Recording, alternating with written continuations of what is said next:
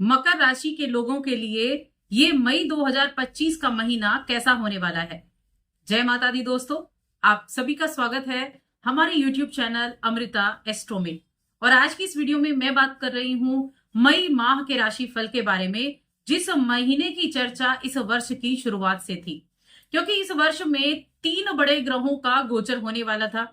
पहला गोचर हो चुका है शनि का, और अब मई के महीने में मध्य माह के बाद एक तो बृहस्पति का राशि परिवर्तन होगा और एक राहु और केतु का राशि परिवर्तन होगा, जिसकी वजह से ये माह बड़ा ही अहम है।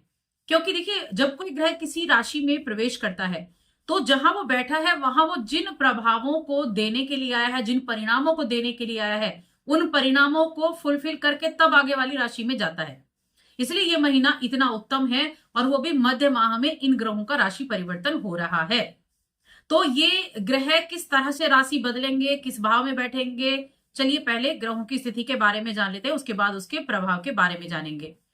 मकर राशि की मैं बात कर रही हूं। ये राशिफल चंद्र राशि पर आधारित है, और अगर आप मकर राशि की कुंडली देखें तो देखिए, आपकी राशि के स्वामी बैठे हुए हैं आपके तीसरे भाव में, मीन राशि में। साथ में उनके बैठे हैं राहु, साथ में उनके बैठे हैं शुक्र और बुध। अब बुध तो 7 मई को यहां से गोचर कर जाएंगे, आपके चौथे घर में आ जाएंगे।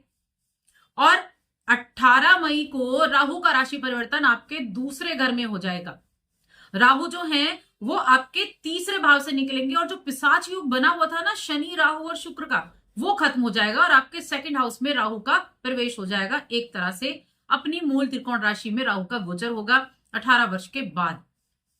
18 महीने तक ये यहां रहेंगे, 1.5 वर्ष तक। तो उसके रिजल्ट आपको 18 महीने में देखने को मिलेंगे। लेकिन इस महीने में क्या बदलाव अचानक से होगा, ये हम जानेंगे आगे।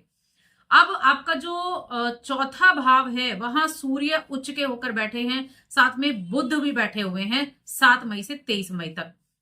क्योंकि देखिए, 14 मई को सूर्य का राशि परिवर्तन हो जाएगा, सूर्य आपके पंचम में आ जाएंगे, बुध भी आपके पंचम में आ जाएंगे। अब आपके जो छठा घर है वहां गुरु का गोचर होगा, वहां बृहस्पति 14 मई को प्रवेश करेंगे। 14 मई तक वो पंचम में रहेंगे, उसके बाद वो छठे घर में आ जाएंगे। अब आपका सप्तम भाव हो गया। सप्तम भाव में मंगल नीच के होकर बैठे हैं और पूरे महीने यहीं रहने वाले हैं। अब जब राहु का गोचर होगा तो केतु का भी होगा। केतु आपके 9th हाउस में, केतु आपके 8th हाउस में सिंह राशि में प्रवेश करेंगे। अब ये हो गई हमारी गोचर की बात। अब इनका प्रभाव कैसे होगा, क्या करियर होगा, व्यवसाय होगा, क्या चीजें रहने वाली हैं, क्या उपाय कर सकते हैं, इसके बारे में जान लेते हैं। तो आगे बढ़ने से पहले छोटा सा निवेदन है, चैनल पर पहली बार आए हैं, अभी तक चैनल को सब्सक्राइब नहीं किया है तो जरूर कर लें। कुंडली दिखाना चाहते हैं तो स्क्रीन पर नंबर मिल जाएगा या डिस्क्रिप्शन में नंबर मिल जाएगा, वहां से आप हमें कॉन्टेक्ट कर सकते हैं।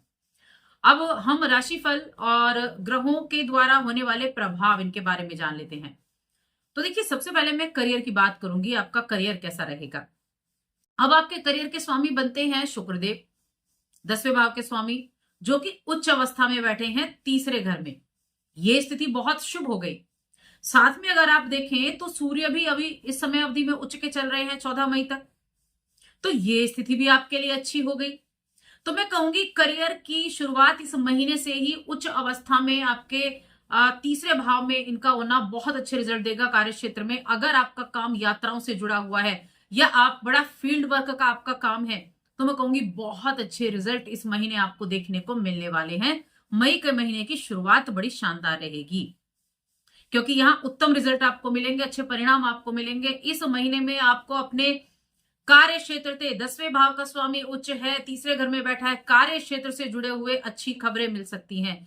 बहुत एनर्जेटिक खुद को फील कर पाएंगे। आपके पास वो एक होता है ना हुनर करना, और एक कोई आइडिया आपके माइंड में है, उस पर आप काम कर रहे हैं, तो पूरी एनर्जी के साथ काम करेंगे। ये आप इस महीने में करने वाले हैं। भाई बंधुओं का सहयोग मिलेगा, क्योंकि तीसरा भाव छोटे भाई बहनों का होता है, तो भाई बंधुओं का सपोर्ट मिलेगा, मित्रों का सपोर्ट मिलेगा, उनके साथ काम करके अच्छे परिणाम प्राप्त कर सकते हैं।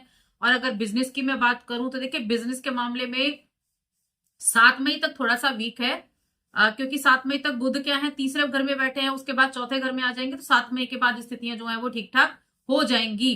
और 7 मई से 23 मई तक ये यहाँ चौथे घर में रहेंगे, जो बिजनेस के कारक होते हैं बुध देव, तो वो आपको बड़े अच्छे रिजल्ट देने वाले हैं, बहुत उत्तम रिजल्ट देंगे। बेशक 7वें घर में मंगल नीच के बैठे हैं, उनसे थोड़ी सी सावधानी रखनी है, लेकिन ओवरऑल हम देखेंगे तो उसके अच्छे रिजल्ट बिजनेस में आपको देखने को मिलेंगे, अच्छी उन्नति, अच्छी आय होगी। और कुंडली के हिसाब से देखा जाए तो यहाँ जो भी आप निर्णय लेंगे ना अपने बिजनेस को लेकर, उसको थोड़ा सावधानी से लेना है। बस कोई डिसीजन लेना है, कोई काम काज में आपको बढ़ोतरी करनी है, अपने बिजनेस को आपको आगे बढ़ाना है, विस्तार करना है उसका, तो उसके बारे में सोच समझ कर निर्णय लेना है, तब चीजें अच्छी रहेंगी। नौकरी की बात करें तो देखिए नौकरी में भी अच्छा रिजल्ट है, 7 से 23 मई ज्यादा अच्छा रिजल्ट है। अगर आप नौकरी में चेंज चाह रहे हैं, कोई बदलाव करना चाह रहे हैं, तो उसमें भी बदलाव 7 से 23 मई तक आप कर सकते हैं, उसमें भी अच्छे रिजल्ट मिलेंगे। जहां आप रह रहे हैं उसके आसपास अगर आप जॉब तलाश रहे हैं, आप कहीं अब तक दूर कर रहे थे जॉब और आप चाहते थे आपके घर के आसपास जहां से आप डेली अप डाउन कर सकें वहां आपकी जॉब लग जाए, तो इस अवधि में वो भी बदलाव होता हुआ दिखाई दे रहा है। ये समय बड़ा अच्छा दिख रहा है आपके लिए। बिजनेस में सिर्फ एक चीज याद रखें, मैं दोबारा बता रही हूं आपको, कोई भी डिसीजन लेना है सावधानी पूर्वक सोच समझ कर आपको लेना है, क्योंकि मंगल नीच के बैठे हैं सप्तम में और मंगल आपके चौथे घर के स्वामी है, मंगल आपके 11वें घर के स्वामी, तो थोड़ा ध्यान रखें।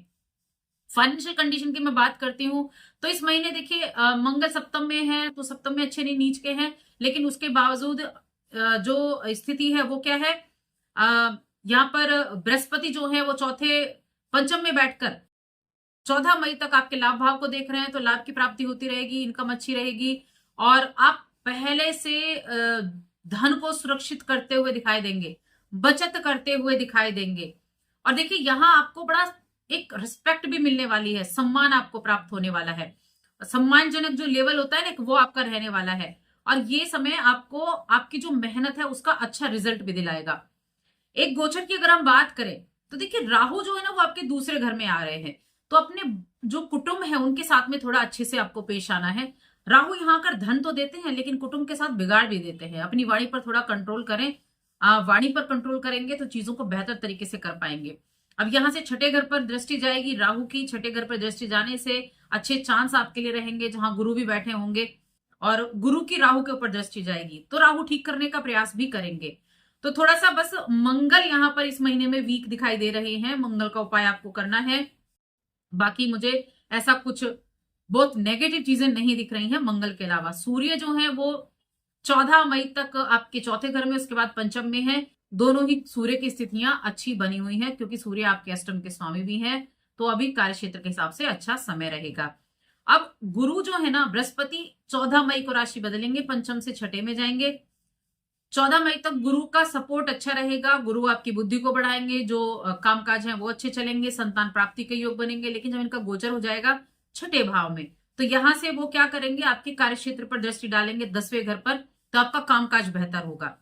और साथ में आपके 12वें घर पर दृष्टि डालेंगे, विदेश से लाभ होगा, धार्मिक कार्य होंगे, धार्मिक कार्यों में आपका पैसा खर्च होगा।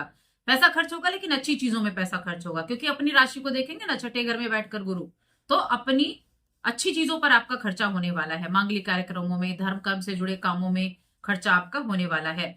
अब देखिए गुरु का जो गोचर है वो आपको अगले 1 वर्ष तक बहुत कुछ देने वाला है, जिसके बारे में हम आगे डिटेल में बात करने वाले हैं एक अलग से वीडियो में। राहु के बारे में भी हम अलग से एक वीडियो में डिटेल से बात करेंगे, क्या कुछ आपके लिए रहेगा। यहाँ मई के महीने की बात करें तो स्थितियां ओवरऑल देखी जाए तो ठीक है। और शनि जो है वो आपके तीसरे घर में बैठे हैं, तीसरे घर के शनि अच्छे माने जाते हैं, साथ में शुक्र भी बैठे हैं, तो कहीं ना कहीं इनकी पोजीशन भी आपके लिए ठीक है। मकर राशि के जातकों के लिए कोई शनि की 7.5 नहीं है, शनि की ढैया भी नहीं है। और प्रेम जीवन आपका अच्छा है, वैवाहिक जीवन में थोड़ा ध्यान रखना है, वैवाहिक जीवन में थोड़ी सी प्रॉब्लम क्रिएट हो सकती है। उपाय की बात कर लेते हैं, क्या उपाय आपको करना चाहिए। तो देखिए एक तो गुरुवार को मंदिर जाएं, मंदिर में जाकर पीले फूल आप चढ़ाएं, और किसी भी दिन गरीबों को कोई खाना वगैरह आप खिला देंगे तो ज्यादा अच्छा रहेगा। मंगल का उपाय है कि पीले फूल चढ़ाएं और हनुमान चालीसा का पाठ जरूर करें। तो बस आज की इस वीडियो में इतना ही। वीडियो कैसी लगी कमेंट करके बताएं, चैनल पर पहली बार आए तो सब्सक्राइब करके जाएं। जय माता दी।